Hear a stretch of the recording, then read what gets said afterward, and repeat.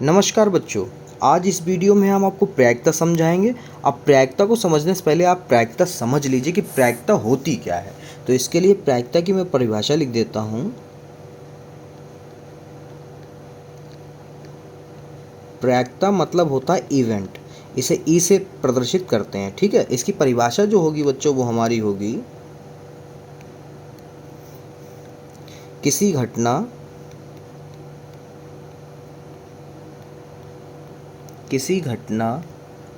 के होने की संभावना को प्रायिकता कहते हैं, ठीक है बच्चों। किसी घटना के होने की संभावना को प्रायिकता कहते हैं। अब प्रायिकता के सवाल कराने से पहले अगर आप इसका कॉन्सेप्ट सीख गए तो आपसे सारे के सारे सवाल हो जाएंगे, आप कहीं पर भी नहीं फंसोगे, ठीक है। तो कॉन्सेप्ट को ध्यान से समझिए बच्चों, ठीक है। अब जो प्रायिकता का हमारा सूत्र निकल कर आएगा जो कि सवालों में लगेगा, वो सूत्र है हमारा प्रायिकता यानी इवेंट यानी ई इक्वल टू संभव परिणाम। अब ये संभव परिणाम क्या होता है ये भी हम आपको अभी आगे बता देंगे, ठीक है। संभव परिणाम बटे कुल परिणाम, ठीक है। अब कुल परिणाम मतलब कितने परिणाम हो सकते हैं। अब आइए इस सूत्र का इस्तेमाल आपको बता देते हैं, इसको कैसे इस्तेमाल किया जाना है, ठीक है, आपकी प्रश्नावली में। तो सबसे पहले हम एक बाल्टी बना लेते हैं या थैला बना लो, ठीक है। ये थैला है। अब मान लीजिए इसमें जो है आपकी 4 गेंदें लाल हैं और 2 गेंदें हरी हैं। तो यहाँ पर इस सूत्र को कैसे लगाएंगे, यहाँ पर ये समझिए आप। तो यहाँ पर हम लिखेंगे, मान लो ये सवाल है कि एक थैले में 4 गेंदें लाल 2 गेंदें हरी हैं, ठीक है। अब कह रहा है, सबसे पहले हम लिख लेते हैं जो डाटा दिया है। लाल गेंद हमारी हैं 4, ठीक है, और हरी गेंद हमारी कितनी है बच्चों, 2 हैं, ठीक है। तो कुल गेंदें कितनी हो गई, कुल गेंद बराबर कितनी हो गई, 4 और 2 6, ठीक है। कितनी हो गई, 4 2 6, 4 में 2 जोड़ दो, कितनी हो गई 6, ठीक है। 6 गेंदें हो गई, यानी कुल गेंद मतलब कुल परिणाम, यही कुल परिणाम है। अब हम आपको इसमें बता दें, क्वेश्चन मान लो आपसे पूछ रहा हो कि लाल गेंद आने की प्रायिकता ज्ञात कीजिए, तो इसको कैसे निकालेंगे आप। लाल गेंद आने की प्रायिकता बराबर सूत्र क्या होता है हमारा, संभव परिणाम बटे कुल परिणाम, ठीक है। अब यहाँ पर समझिए, जो हमारा संभव परिणाम है लाल गेंद के लिए वो कितने हैं, 4। कितने हैं बच्चों, 4, क्योंकि 4 ही गेंद हैं तो हमारे पास 4 चांस हैं, तो यहाँ पर हम लिखेंगे 4। अब कुल परिणाम कितने हमारे, वो हमारे पास 6, तो इसको लिखेंगे 6। तो इसको ये कट हो रहा तो इसको कट कर लीजिए, 2 दूनी 4, 2 तियाँ 6, तो कितना आ गया, 2/3 परिणाम हमारी प्रायिकता होगी। अब मान लो यही क्वेश्चन आपसे पूछ दे कि हरी गेंद आने की प्रायिकता निकालिए, ठीक है। तो इसको कैसे लिखोगे, यहाँ पे लिखोगे हरी गेंद आने की प्रायिकता बराबर संभव परिणाम कितने हैं, इसमें संभव परिणाम है हमारे 2, क्योंकि हरी गेंदें थैले में 2 ही हैं, तो 2, और कुल परिणाम कितने हैं 6, इसको कट करेंगे, 2 एकम 2, 2 तियाँ 6, तो आंसर क्या आएगा 1/3, ठीक है। यानी इस सूत्र का इस्तेमाल हमारा इस तरह से होगा, ठीक है। अब एक और सूत्र उसे भी समझ लीजिए आप लोग, वो है, अब यहाँ पर आपको बता दें, ये मान लो लाल जो गेंदें थी वो हमारी इवेंट हो गया पहला, और जो हरी गेंद है वो घटना हो गई दूसरी, ठीक है। अब जब इन दोनों घटनाओं को जब हम जोड़ेंगे तो आंसर क्या आएगा, 1। ये कैसे आएगा आइए वो भी देख लेते हैं। तो यहाँ पर इस सूत्र को समझ लो आप लोग, यहाँ पे लिख लो सभी घटनाओं की प्रायिकता का योग जो होगा वो हमेशा क्या होगा, 1 होगा। ठीक है, इसको आप बॉक्स में बंद कर लो। ये आपका इंपॉर्टेंट क्वेश्चन है, ये आपका बहुविकल्पी में पूछ देता है। ठीक है, अब यहाँ पर हम लोग मान लो P event number 1 plus P event number 2। ठीक है, प्रायिकता नंबर 2 क्या होनी चाहिए, 1 होती है, इस नियम के अनुसार जो हमने आपको बताया है ऊपर। अब इसको प्रूफ करके देखते हैं कि वाकई में 1 होती है नहीं होती है। तो इवेंट नंबर 1 मतलब प्रायिकता नंबर लाल गेंद को जो हमने माना था वो कितनी है, 4। कितनी है, 4। तो इसके लिखेंगे 4 और कुल संभव परिणाम कितने हैं, 6 बटे और इवेंट नंबर 2 यानी प्रायिकता नंबर 2 जो हरी गेंदों के लिए लिया है, हरी गेंद यहाँ पर कितनी है, 2। ठीक है, और बटे में 6 बराबर कितना आना चाहिए, 1। तो बटे में जब एक जैसा एक बार लिखा, ऊपर वाले संख्याओं को जोड़ दिया, तो ये हो जाएगा 6 बटे 6 बराबर 1। 6 कम 6, 6 कम 6, तो ये आ गया 1 बराबर 1। आप समझ गए। ठीक है, अब आपको बच्चों 1 नंबर का और सवाल पूछा जाता है। वो 1 नंबर का सवाल कैसे पूछा जाता है, ठीक है, डायरेक्ट कभी कदार फार्मूला ही पूछ लेते हैं। मान लीजिए कि आपकी किसी घटना के होने की प्रायिकता मान लो है हमारी, हम मान लेते हैं कि वो है, ठीक है, PE, और किसी घटना के ना होने की प्रायिकता मान लीजिए हमारी जो है PE डैश है। ठीक है, अब इसको हम क्या करें, इन दोनों को वो कहेगा कि किसी घटना के होने की प्रायिकता, ठीक है, और किसी घटना के ना होने की प्रायिकता का योग कितना होगा। तो आप डायरेक्ट ऑप्शन उठा लोगे 1 जिसका आंसर होगा। ठीक है, जहाँ पर 1 लिखा होगा वो आपका आंसर हो जाएगा। ठीक है, अब आपसे एक तरह के और क्वेश्चन पूछे जाएंगे बहुविकल्पी में, वो इस तरह से होंगे। देखिए आप लोग, जैसे कि पूछेगा कि निश्चित घटना, क्या पूछेगा, निश्चित घटना। अब ये निश्चित घटना कैसी होती है, जैसे हम उदाहरण आपको दे दें। उदाहरण में मान लीजिए एक साल में 12 महीने होते हैं। ठीक है, तो ये फैक्ट है, 12 ही महीने होते हैं हमारे एक साल में। ठीक है, ये निश्चित घटना हो गई। कैसी हो गई, निश्चित घटना हो गई। उसके बाद में आपसे दूसरा पॉइंट पूछेगा कि अनिश्चित घटना कैसी होगी, क्योंकि ये क्वेश्चन में अभी पूछा जाएगा आपसे जब हम क्वेश्चन लगाएंगे। अनिश्चित घटना जो हो ही नहीं सकती। ठीक है, जैसे अब आपसे कोई कह दे कि भैया इसका उदाहरण समझ लो कि एक सप्ताह में 13 दिन होते हैं, तो ये तो गलत बात है, ऐसा हो ही नहीं सकता। ठीक है, तो ये अनिश्चित घटना हो गई। अब एक चीज़ और आपसे पूछता है, सूत्र में भी हम आगे इस्तेमाल करेंगे कि यहाँ पे नोट करके लिख लेना, आप लोग समझ लेना कि निश्चित घटना की प्रायिकता हमेशा आपकी रहेगी, कितनी रहेगी, हमेशा ही 1 आएगी। ठीक है, 1 होगी।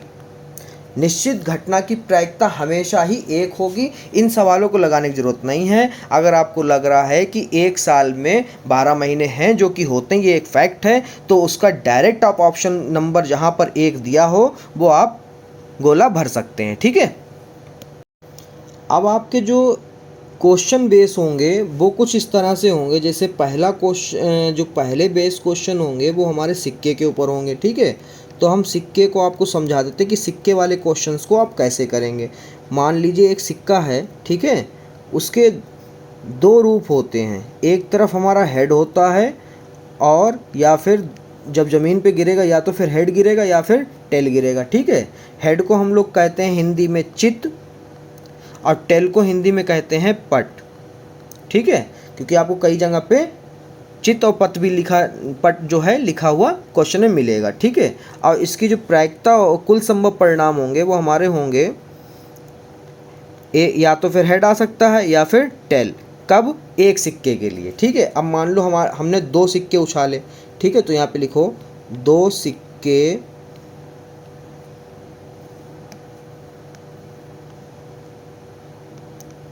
उछालने पर प्राप्त परिणाम क्या होंगे हमारे, देखिए। तो यहाँ पर जो है 2 सिक्के उछालने पर प्राप्त परिणाम कैसे हम पता लगाएंगे। मान लीजिए एक सिक्का ये है और एक सिक्का ये है, ठीक है। इसके भी कुल संभव परिणाम हमारे 2 होंगे, एक या तो फिर हेड आ सकता है या फिर टेल पहले सिक्के में, दूसरे वाले सिक्के में भी या तो फिर हेड या फिर टेल आ सकता है, ठीक है। तो यहाँ पर हम मान लें कि कुल परिणाम हमारे कैसे होंगे, मतलब कुल संभव परिणाम कितने होंगे हमारे। इस पहले वाले सिक्के भी 2 हैं और इसके भी 2 हैं, तो 2 गुणा 2 कर देंगे, कितने हो जाएंगे 8, माफ़ करिए 4, कितने 4 परिणाम होंगे। अब पहले वाले सिक्के जब खाली एक सिक्का उछालेंगे तो इसके कितने होंगे कुल परिणाम, तो यहाँ पे लिख दीजिए कुल परिणाम कितने होंगे 1 और ये 2, ठीक है। एक सिक्का उछालेंगे तो 2 परिणाम है, या तो फिर हेड आ सकता है या फिर टेल आ सकता है। 2 सिक्के एक साथ उछालेंगे तो या तो फिर हमारा हेड टेल या फिर हेड या टेल। अब ये किस तरह से आते हैं ये भी देख लीजिए। तो इन दोनों को हेड और टेल गुणा करा दो, हेड और टेल, क्योंकि दोनों सिक्के एक साथ उछाले जा रहे हैं, ठीक है। तो मान लो दोनों सिक्के जब ज़मीन पे गिरते हैं तो पहला हेड पहले सिक्के का, दूसरे सिक्के का भी हेड गिरा, ठीक है जी। गुणा करा रहे हैं हम आपकी, इससे हुई, ठीक है। दूसरी बार में हेड की किससे होगी, टेल से, ठीक है। तो यहाँ पर जो है हेड, एक सिक्के में हेड गिरा और दूसरे सिक्के में टेल गिरा, ठीक है। ऐसे ही अभी हमने किसका, हेड का कराया, आप टेल का कराएंगे। तो टेल का किससे होगा, हेड से। मान लो पहले सिक्के का टेल गिरा और दूसरे सिक्के में हेड गिर गया, ठीक है। चौथी बार जब उछालेंगे तो हमारा आएगा पहले सिक्के भी टेल और दूसरे सिक्के पे भी टेल, ठीक है। तो कुल परिणाम हमारे आंसर के हिसाब से 4 आने चाहिए, तो देखते हैं 4 आए, 1 2 3 और ये 4, ठीक है। ऐसे अभी पीछे हमने आपको सिक्के के क्वेश्चन बताए थे कैसे लगेंगे, अब हम आपको बताते हैं पाशे के, ठीक है, क्योंकि इसमें पाशे के भी पूछे जाते हैं। अब एक पाशे में हमारे 6 फलक होते हैं, कितने होते हैं 6, कुछ घन के आकार का होता है हमारा। अब इसमें हम लिख लेते हैं 1 2 3 4 5 और ये 6, ठीक है, कुछ इस तरह से। अब इसमें जो परिणाम होंगे वो हमारे होंगे, परिणाम होंगे प्रायिकता में 1 भी आ सकता, 2 3 4 5 और 6 तक आ सकते हैं, ठीक है। कितने आ सकते हैं 6 तक, ठीक है। और कुल परिणाम कितने हैं,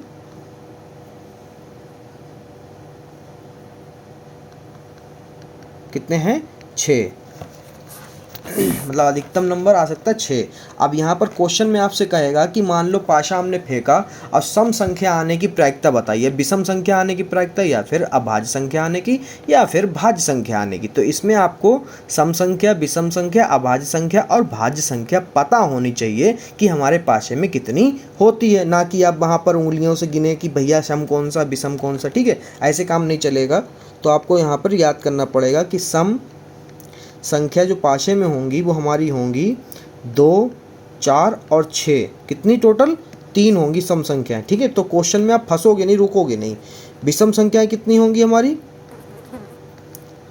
वो भी 3 होंगी, 1 3 और 5। अभाज्य संख्याएं कितनी होंगी,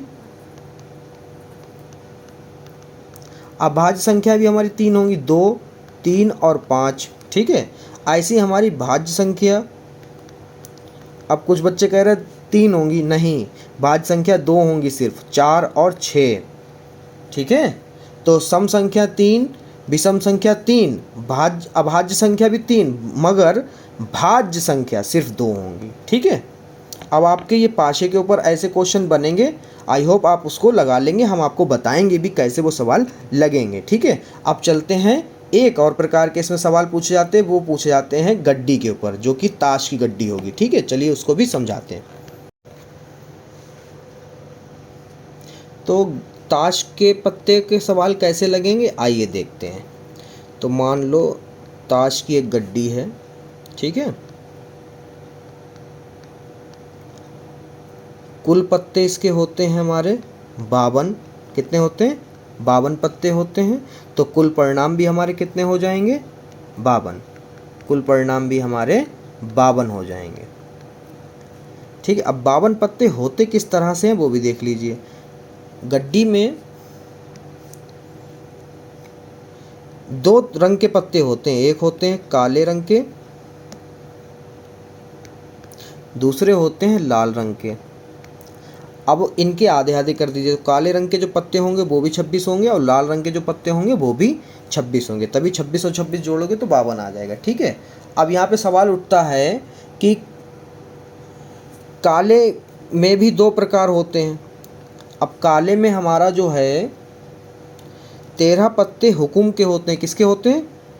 हुकुम के। कुछ इस तरह से जो बनता है, ठीक है। इसे नीचे लिख दो क्योंकि आपके क्वेश्चन में लिख के आएगा हुकुम के, ठीक है। और 13 पत्ते हमारे चिड़ी के होते हैं, वो कुछ इस तरह से बनता है। अब कुछ बच्चे कहेंगे सर लगता है गड्डी खेलते हैं, ऐसा नहीं बेटा, ठीक है। तो कुछ पत्ते हमारे 13 पत्ते चिड़ी के होंगे, 13 पत्ते हुकुम के होंगे जो कि काले रंग के होते हैं, ठीक है। और इन दोनों को जोड़ो तो कितना आ जाएगा? 26, ठीक है, ये बन जाएगा। अब लाल रंग के जो पत्ते होते हैं उनको देख लीजिए। लाल रंग के भी 2 तरीके के पत्ते होते हैं। पहला हमारा 13 होते हैं ये और 13 होते हैं ये, ठीक है। 13 जो पत्ते होते हैं वो हमारे होते हैं, पहला जो है पान के होते हैं। किसके होते हैं?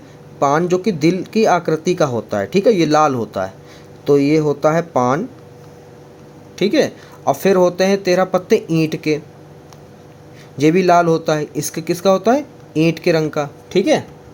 हमने फेस भी बना दिए कि भैया इस तरह से ये दिखते हैं। अब करते हैं, अब पत्तों के प्रकार किस तरह से होते हैं कि उनकी सीरीज़ कैसे होती है।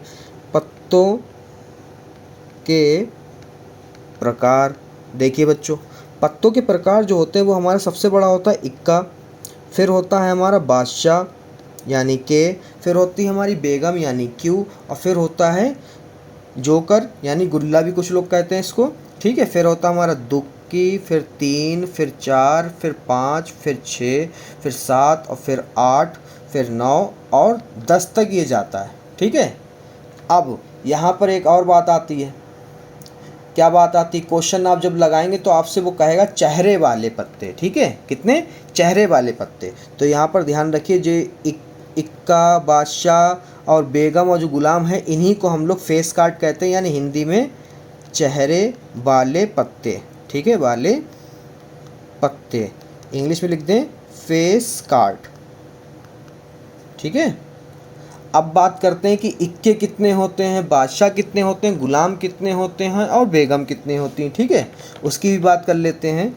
तो इक्के आपके जो हैं, एक गड्डी में 4 होंगे। एक होगा हुकुम का, दूसरा होगा चिड़ी का, फिर होगा पान का और फिर होगा ईंट का। मतलब हुकुम, चिड़ी, पान सब एक गड्डी में कितने पत्ते हैं? 1 2 3 4, 4 हैं तो 4, 4 इक्कम 4, इक्के कितने होंगे? 4, ठीक है। फिर ऐसे ही बादशाह, बादशाह यानी के, वो भी 4 होंगे। फिर बेगम यानी क्यू, वो भी 4 होंगे, ठीक है। और सबकी अपनी अपनी होती हैं। बेगम की हुकुम की अलग होगी, चिड़ी की अलग होगी, पान की अलग होगी और ईंट की अलग होगी। तो ऐसे 4 होंगे जाके, ठीक है। और गुलाम के भी, गुलाम मतलब जे ए गुणे 4 बराबर 4, ठीक है। तो अगर हम आपसे कहें चेहरे वाले कुल संभव परिणाम कितने होंगे? चेहरे वाले पत्तों के कुल परिणाम, ठीक है। तो ये जो हमारे हो जाएंगे 3 गुणे 4, ठीक है, 3 गुणे 4, ये कितने हो जाएंगे? 12 पत्ते होंगे हमारे। कितने होंगे? 12। कितने होंगे बच्चों? 12 पत्ते होंगे हमारे, ठीक है। तो आई होप आप इसका कॉन्सेप्ट समझ गए होंगे। अगर किसी को कोई दिक्कत है तो मुझे कमेंट में बताइए। अब चलते हैं सवालों की तरफ।